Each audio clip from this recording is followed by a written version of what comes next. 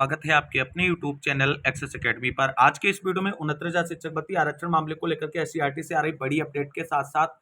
12,460 शिक्षक भर्ती में डॉक्यूमेंट वेरिफिकेशन और सैलरी से जुड़ी इंपॉर्टेंट खबर और समायोजन प्रक्रिया को लेकर के हाईकोर्ट सुनवाई की अपडेट को डिस्कस करेंगे। आप सभी से निवेदन है कि वीडियो को बिना स्किप किए हुए अंत तक देखें, जिससे वीडियो में शेयर की गई सारी जानकारी को आप आसानी से समझ सकें। वीडियो में आगे बढ़ने से पहले छोटी सी रिक्वेस्ट है, प्लीज वीडियो को लाइक करें, दोस्तों में शेयर करें। जितने भाई बहन चैनल पर पहली बार विजिट कर रहे हैं प्लीज चैनल को सब्सक्राइब करके बेल आइकन जरूर दबाएं आगे की लेटेस्ट अपडेट पाने के लिए। तो आइए साथियों शुरू करते हैं आज का ये वीडियो। सबसे पहले बात करेंगे 69,000 शिक्षक भर्ती आरक्षण मामले को लेकर के आ रही बड़ी अपडेट के बारे में।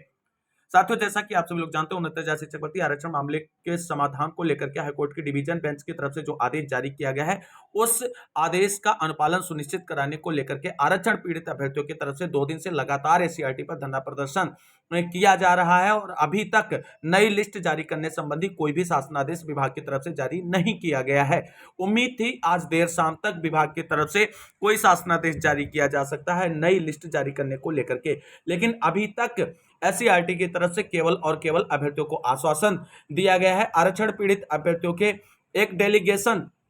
की मुलाकात एससीईआरटी के शीर्षस्थ अधिकारियों के साथ कराई गई, जहां पर उन अभ्यर्थियों को आश्वस्त किया गया है कि विभाग नई लिस्ट बनाने को लेकर के अंडर प्रोसेस है और आप सभी लोग अपने धरना प्रदर्शन को स्थगित कर दीजिए और बहुत जल्द आप सभी लोगों के मामले को सॉर्ट आउट करने के लिए नई लिस्ट जारी करने संबंधी शासनादेश जारी कर दिया जाएगा। सारी प्रक्रिया अंडर प्रोसेस है, बहुत जल्द आप सभी लोगों की लिस्ट को लेकर के ऑफिशियल आदेश विभाग की तरफ से देखने को मिलेगा। लेकिन आरक्षण पीड़ित अभ्यर्थी अपनी जिद पर अड़े हुए हैं और उनका कहना है जब तक हम लोगों की नई लिस्ट जारी करने संबंधी शासनादेश विभाग की तरफ से जारी नहीं हो जाता है तब तक हम लोग यहां से नहीं हटेंगे और कल फिर एक बड़े धरना प्रदर्शन की जो है अनाउंसमेंट कर दी गई है आरक्षण पीड़ित अभ्यर्थियों की तरफ से। और इसके साथ साथ आप सभी को बता दें कल और धमाका होने वाला है एससीईआरटी पर, क्योंकि उन अभ्यर्थियों की तरफ से भी एससीईआरटी पर धरना प्रदर्शन का आयोजन कल की डेट में किया गया है जिन अभ्यर्थियों को अपनी नौकरी जाने का डर है। तो कुल मिलाकर के 69,000 शिक्षक भर्ती में इस समय इतना हाच-पाच मचा हुआ है कि बेसिक शिक्षा विभाग के शीर्षस्थ अधिकारियों के सिर में दर्द हो गया है और होना भी चाहिए, क्योंकि ये जो भी आज 69,000 शिक्षक भर्ती में हो रहा है उसका जो पूर्ण रूप से देखा जाए तो जिम्मेदार केवल और केवल बेसिक शिक्षा विभाग के शीर्षस्थ अधिकारी हैं। तो कुल मिलाकर के 69,000 शिक्षक भर्ती आरक्षण मामले को लेकर के हाईकोर्ट के डिवीजन बेंच के आदेश का अनुपालन सुनिश्चित कराने को लेकर के बेसिक शिक्षा विभाग पर दबाव बढ़ता जा रहा है और विभागीय मंथन लगातार जारी है कि किस तरीके से नई सूची तैयार की जाए कि जो नौकरी कर रहे हैं उनका भी अहित ना हो और जिन आरक्षण पीड़ित अभ्यर्थियों का 4 साल से अहित हुआ है उनको भी भर्ती प्रक्रिया का पार्ट बनाते हुए अंदर किया जाए और उनको नौकरी दी जाए। इसके लिए लगातार मंथन जारी है। एनआईसी पर भी लिस्ट अपलोड करने की प्रक्रिया को लेकर के तैयारियां की जा रही हैं। हालांकि आप सभी को बता दें जिस तरीके से एक फार्मूला विभाग और सरकार की तरफ से निकलकर सामने आ रहा है और 24 घंटे के अंदर जो है लिस्ट पर आदेश जारी करने को लेकर के बातें जो हैं वो निकलकर सामने आ रही हैं। तो यहां पर आप सभी को बता दें किस तरीके से जो फार्मूला तैयार किया गया है विभाग और सरकार की तरफ से 69,000 शिक्षक भर्ती आरक्षण मामले के समाधान को लेकर के, उस पर जो जानकारी निकलकर सामने आ रही है उस पर नजर डाल लेते हैं। तो दोस्तों यहां पर आप सभी लोग देख सकते हैं कि 24 घंटे में सामने आएगा शिक्षक भर्ती में समाधान का फार्मूला। बेसिक शिक्षा विभाग ने दे आंदोलनकारी छात्रों को यह जानकारी। जो फार्मूला तैयार किया गया है बेसिक शिक्षा विभाग की तरफ से उसमें सही ओवरलैपिंग से ओबीसी अभ्यर्थियों को मिलेगा आरक्षण का लाभ और इस फार्मूले के तहत ओबीसी का 27% कोटा सबसे पहले भरा जाएगा। वहीं सामान्य यानी यूआर कैंडिडेट जो चयनित हैं नौकरी कर रहे हैं उनके भी समायोजन को लेकर के फार्मूले पर विचार किया जा रहा है और सारी चीजें क्लियर होने के बाद बेसिक शिक्षा विभाग की तरफ से नई लिस्ट जारी करने का जीओ जो है वो कल शाम तक जारी किया जा सकता है। फिलहाल आरक्षण पीड़ित अभ्यर्थी अपने आंदोलन में अपने हक और अधिकारों की लड़ाई में कोई ढील बरतते नजर नहीं आ रहे हैं और इस बार वो आर पार की लड़ाई के लिए तैयार हैं। जब तक बेसिक शिक्षा विभाग की तरफ से नई लिस्ट जारी करने संबंधी जीओ जारी नहीं हो जाता है तब तक उनका अनवरत रूप से धरना प्रदर्शन जारी रहेगा और हर तरीके से आरक्षण पर जो आदेश है हाईकोर्ट के डिवीजन बेंच का, उसका अनुपालन सुनिश्चित कराने का उनकी तरफ से प्रयास किया जा रहा है। सुप्रीम कोर्ट से कोई व्यवधान न उत्पन्न होने पाए, क्योंकि जिस तरीके से अन्य जो अपोजिट पार्टीज इसमें है या सामान्य वर्ग के जो अभ्यर्थी हैं उनकी तरफ से सुप्रीम कोर्ट जाने की बात की जा रही है, तो सुप्रीम कोर्ट में भी लगातार हाईकोर्ट के डिवीजन बेंच के आदेश के अनुपालन को सुनिश्चित कराने को लेकर के कैविएट फाइल की जा रही। जिस तरीके से जो खबरें निकलकर सामने आ रही थी कि जो अन्य पक्ष के अभ्यर्थी हैं वो सुप्रीम कोर्ट जा रहे हैं, वहां से चीजें डिसाइड कराने को लेकर के देख सकते हैं, उससे जुड़ी हुई अपडेट यहाँ पर दोस्तों आप सभी लोग देख सकते हैं कि सामान्य वर्ग के अचयनित शिक्षक अभ्यर्थी जाएंगे सुप्रीम कोर्ट। सुप्रीम कोर्ट ही निर्धारित करेगा कि सामान्य सीटों की योग्यता क्या है। 69 शिक्षक भर्ती में हाईकोर्ट के फैसले को लेकर के अनारक्षित वर्ग के अचयनित अभ्यर्थियों में नाराजगी है। अभ्यर्थी इस फैसले को अब सुप्रीम कोर्ट में चुनौती देने जा रहे हैं। यह निर्णय अमीनाबाद स्थित जो है एक पार्क में सामान्य वर्ग के मोर्चा के पदाधिकारियों की बैठक में लिया गया। इसमें प्रदेश अध्यक्ष धर्मेंद्र मिश्रा, महासचिव नीतीश सिंह और प्रदेश प्रभारी हिमांशु दुबे व लीगल टीम के अन्य सदस्य मौजूद रहे। सभी ने हाईकोर्ट के आदेश को पढ़ने के बाद उसमें जो खामियां हैं उसको सुधार करने के लिए सुप्रीम कोर्ट का दरवाजा खटखटाने का फैसला किया है। प्रदेश अध्यक्ष धर्मेंद्र मिश्र ने बताया कि एनसीटी वर्सेस प्रदीप कुमार जो सबसे नवीनतम आदेश है उसमें दोहरा आरक्षण रोकने के लिए माननीय अपेक्ष कोर्ट ने निर्देश दिए हैं, जबकि माननीय हाईकोर्ट ने इस नवीनतम जजमेंट पर ध्यान नहीं दिया है। इसलिए हम माननीय हाईकोर्ट के जो निर्णय को मॉडिफाई कराने के लिए सुप्रीम कोर्ट जा रहे हैं। उन्होंने 1994 की आरक्षण नियमावली में रूल 3136 तो अभी हवाला दिया और कहा कि इस नियम को लागू करने में मतभेद है, इसकी भी व्याख्या सुप्रीम कोर्ट ही करेगा। 1994 की आरक्षण नियमावली सिर्फ एक सीधी भर्ती में लागू होनी चाहिए जिसकी एक ही परीक्षा होती है। महासचिव नीतीश सिंह और प्रदेश प्रभारी हिमांशु दुबे ने बताया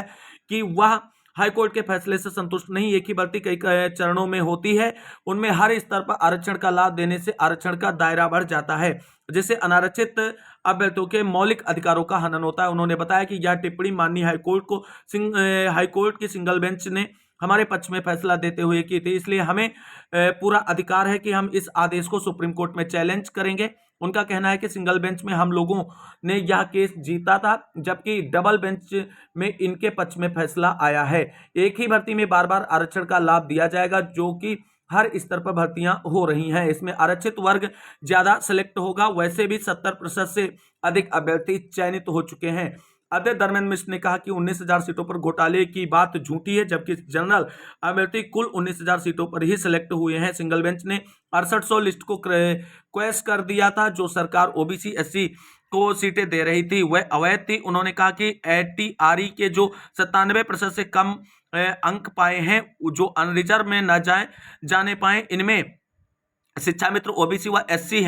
हैं अपने गुणांक या भारांक के आधार पर जाएं। वहीं इस बार हाईकोर्ट की डबल बेंच ने ओवरलैपिंग की अनुमति पर अपनी मोहर लगा दी है, जिससे अभ्यर्थियों ने भ्रम का आर्डर बताया है। तो कुल मिलाकर के यहाँ पर देख सकते हैं सामान्य वर्ग के अचयनित शिक्षक अभ्यर्थी सुप्रीम कोर्ट जाने की तैयारी में पूरी तरीके से रेडी हैं और ऐसे ही प्रयासों को रोकने के लिए आरक्षण पीड़ित अभ्यर्थियों की तरफ से लगातार सुप्रीम कोर्ट में कैविएट फाइल की जा रही। आज एक और कैविएट फाइल हो चुकी है।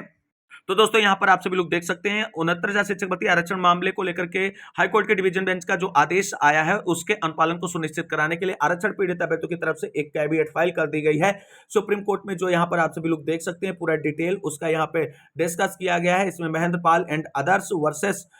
स्टेट ऑफ यूपी के नाम से ये जो याचिका थी उसको मानते हुए ये कैविएट फाइल की गई है। और यहाँ पे आप सभी लोग देख सकते हैं कि डियर सर या ma'am, please enter my caveat on behalf of Manoj Kumar the above propose respondent या caveator in the Supreme Court, let nothing be done in the aforesaid matter without notice to the undersigned. और दूसरा point है the person respondent या caveator before this honourable court was appellant number 5 in special appeal defective number 318 of 2023 which was one of the connected matters along with special appeal number 172 of 2023। तो ये caveat file हो चुकी है दोस्तों। और कुल मिलाकर के आरक्षण पीड़ित अभ्यर्थी इस बार कोई कोर कसर छोड़ते हुए नजर नहीं आ रहे हैं अपने हक और अधिकारों की लड़ाई में। वहीं दोस्तों आप सभी को बता दें 69,000 शिक्षक भर्ती आरक्षण मामले को लेकर के हाईकोर्ट के आदेश से मची उथल पुथल के बीच जो आंसर की प्रकरण वाले अभ्यर्थी सुप्रीम कोर्ट से डिसाइड है, केवल और केवल आरक्षण मामले निस्तारित होते उनकी भी नियुक्ति इसी के साथ में होनी है। उनकी तरफ से डीजी मैम को ज्ञापन सौंप कर अपनी व्यथा से उनको अवगत करा दिया गया। सेवा में महानिदेशक स्कूल शिक्षा उत्तर प्रदेश लखनऊ विषय 69,000 शिक्षक भर्ती परीक्षा 2019 से संबंधित माननीय सर्वोच्च न्यायालय द्वारा पारित आदेश विशेष अनुज्ञा याचिका SLP 9046/2022 दिनांक 9/11/2022 के तहत नियुक्ति प्रक्रिया पूर्ण करने एवं नई रिविजिट सूची में सम्मिलित करने के संबंध में महोदया सबने आपको अवगत कराना है कि 69,000 शिक्षक भर्ती 2019 उत्तर प्रदेश सरकार द्वारा 6/1/2019 को संपन्न कराई गई इस परीक्षा में विवादित प्रश्नों के मामले में माननीय उच्च न्यायालय इलाहाबाद की स्पेशल अपील डिफेक्टिव 343/2021 एवं लखनऊ खंडपीठ SERSL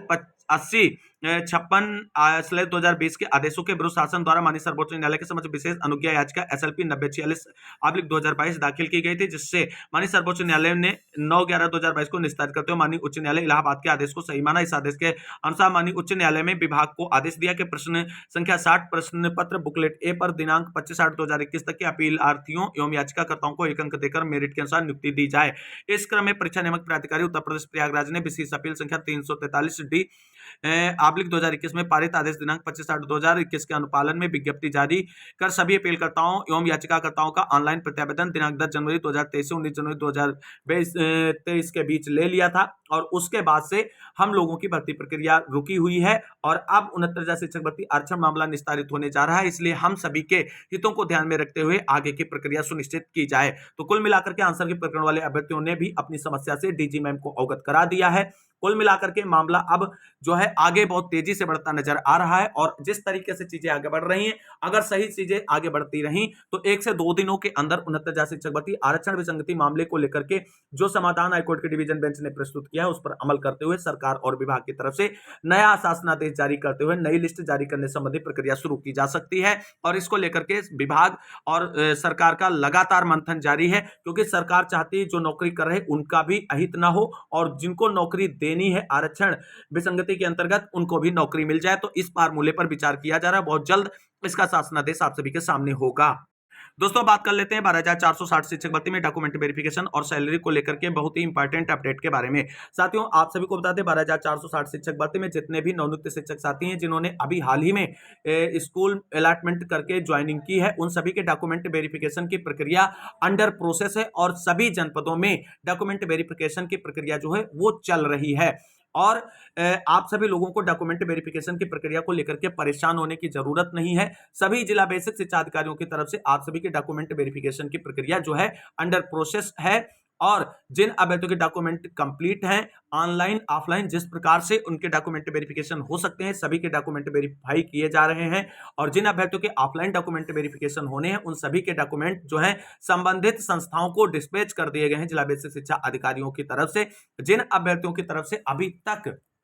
अपने डॉक्यूमेंट वेरिफिकेशन की प्रक्रिया पूरी कराने को लेकर के डॉक्यूमेंट सबमिट नहीं किए गए वो फटाफट अपने बीआरसी पर संपर्क करते हुए अपनी डॉक्यूमेंट की जो भी कॉपीज सबमिट करनी है उनको जल्द से जल्द सबमिट करें, जिससे जल्द से जल्द आप सभी की डॉक्यूमेंट वेरिफिकेशन की प्रक्रिया कंप्लीट हो और आपकी सैलरी स्लिप जल्द से जल्द बन सके। वहीं आप सभी को बता दें जो आप सभी का प्रश्न है क्या जिन जनपदों में डॉक्यूमेंट वेरिफिकेशन की प्रक्रिया कंप्लीट हो जाएगी उन जिलों में सैलरी जारी कर दी जाएगी। तो दोस्तों बिल्कुल जिन जिलों में नवनियुक्त शिक्षक साथियों की डॉक्यूमेंट वेरिफिकेशन की प्रक्रिया कंप्लीट हो चुकी है वहां पर उनकी सैलरी जो है वो जारी कर दी जाएगी और जिन जिन जनपदों में डॉक्यूमेंट वेरिफिकेशन की प्रोसेस कंप्लीट होती जाएगी वहां पर सैलरी जो है उनकी जारी होती रहेगी। कुल मिलाकर के कुछ व्यवधान बीच में आते रहते हैं बेसिक शिक्षा विभाग में, अन्यथा आप सभी की अगस्त लास्ट तक सबकी डॉक्यूमेंट वेरिफिकेशन जो प्रक्रिया थी 100% कंप्लीट करने का बेसिक शिक्षा विभाग का टारगेट था, लेकिन अब इसमें कुछ डिले होते नजर आ रहा है क्योंकि 69,000 शिक्षक भर्ती की तरफ से जो ये मामला उठकर खड़ा हुआ है ये चीजें जो है कहीं ना कहीं डिस्टर्ब कर रही बेसिक शिक्षा विभाग को। ऐसे में आप सभी का प्रोसेस जो है वो सैलरी को लेकर के थोड़ा डिले हो सकता है, लेकिन कुल मिलाकर के अभी आप सभी को बता दें सितंबर माह में आप सभी को अपनी पहली सैलरी देखने को मिलेगी क्योंकि डॉक्यूमेंट वेरिफिकेशन बहुत तेजी से आगे बढ़ाया जा रहा है सभी जिला बेसिक शिक्षा अधिकारियों की तरफ से और सैलरी को लेकर के जो विभाग का आदेश है वो बहुत जल्द आप सभी लोगों के लिए जारी कर दिया जाएगा। तो बिल्कुल भी परेशान ना हो, दीपावली से पहले सभी की एक एक सैलरी हर हाल में आ चुकी होगी और कुछ साथियों की 2 सैलरीज भी दीपावली तक आ चुकी होंगी। तो किसी भी साथी को बिल्कुल भी परेशान होने की जरूरत नहीं है, केवल और केवल अपने काम पर फोकस करें। अगर आपकी किसी भी डॉक्यूमेंट्स की जरूरत है बेसिक शिक्षा विभाग को वेरिफिकेशन के लिए, तो वो चीजें समय समय पर सबमिट करते रहें। सैलरी बहुत जल्द होगी और डॉक्यूमेंट वेरिफिकेशन की प्रक्रिया प्रोसेस में है, किसी भी साथी को परेशान होने की जरूरत नहीं है इस प्रोसेस को लेकर के। फिर भी अगर कोई क्वेरी है तो आप कमेंट बॉक्स में अपने क्वेरीज को छाप सकते हैं, उसका सॉर्ट आउट करने का जो है प्रयास किया जाएगा। अब बात कर लेते हैं समायोजन प्रक्रिया को लेकर के आज की हाईकोर्ट सुनवाई से जुड़ी हुई बड़ी अपडेट के बारे में। दोस्तों, जैसा कि आप सभी लोग जानते हैं, प्रदेश के परिषदीय विद्यालयों में समायोजन की प्रक्रिया जो है इस समय गतिमान है और जिलों के जो जानते हैं आप सभी लोग सरप्लस शिक्षक हैं, उनकी लिस्ट जारी की जा चुकी थी और अब उन्हीं सरप्लस शिक्षकों के समायोजन की प्रक्रिया जो है वो आगे बढ़ाई जाएगी। लेकिन इस मामले को लेकर के कुछ याचिकाएं कोर्ट में विचाराधीन है। उसी क्रम में आज एक याचिका पर हाई कोर्ट की जो लखनऊ बेंच है उसमें महत्वपूर्ण सुनवाई हुई है। क्या सुनवाई की अपडेट है उस पर नजर डाल लेते हैं। तो यहां पर आप सभी लोग दोस्तों देख सकते हैं समायोजन प्रकरण में आज लखनऊ बेंच में हुई सुनवाई की अपडेट। आज पूर्ण रूप से कनिष्ठ वर्सेस वरिष्ठ के मुद्दे पर हाई कोर्ट की सुनवाई में बहस हुई। सरकारी वकील द्वारा शासन और इलाहाबाद का हवाला दिया गया कि कहीं से फिक्स हो गया है कि जूनियर का ही जो है समायोजन किया जाएगा, जिसका पूर्ण विरोध परिहारसर व सेठ सर द्वारा किया गया, जिसे जज साहब भी सहमत दिखे। तो कुल मिलाकर के दोस्तों समायोजन की प्रक्रिया को लेकर के आज जो हाईकोर्ट में बहस लगी हुई थी उसमें मेन रूप से सरकारी अधिवक्ता ने जो है वो कहा कि जूनियर का ही समायोजन किया जाएगा और जिसका विरोध जो है यहां पर परिहार सर एवं सेठ सर की तरफ से किया गया। तो कुल मिलाकर के अब अगली सुनवाई जो है वो काफी इंपॉर्टेंट हो जाती है और आज समय कम होने के कारण फाइनल रिजल्ट आज सुनवाई से निकलकर सामने नहीं आ पाया है और इसलिए 23 अगस्त जो है सुनवाई की अगली डेट लगा दी गई है समायोजन मामले को लेकर के। किंतु आज की बहस से दोस्तों ये फाइनल हो गया है कि अब सीनियर वर्सेस जूनियर मुद्दा ही टेकअप होगा अगली सुनवाई में और इसी मुद्दे को शॉर्ट आउट करते हुए जो है आदेश जारी किया जा सकता है अगली सुनवाई पर। तो कुल मिलाकर के समायोजन की प्रक्रिया को लेकर के आज फाइनल आदेश नहीं जारी हो सका है और अगली जो 23 अगस्त की डेट सुनवाई के लिए लगी है वहां पर बिल्कुल क्लियर होने वाला है कि समायोजन प्रक्रिया किस बिहाफ पर अब आगे बढ़ने जा रही है बेसिक शिक्षा विभाग की। तो कुल मिलाकर के आज की महत्वपूर्ण खबरों में बस इतना ही। इस वीडियो को अंत तक देखने के लिए सभी साथियों को तहे दिल से शुक्रिया, बहुत बहुत धन्यवाद। मिलते हैं अगली वीडियो में लेटेस्ट अपडेट के साथ, तब तक के लिए सभी साथियों को जय जय भारत, वंदे मातरम।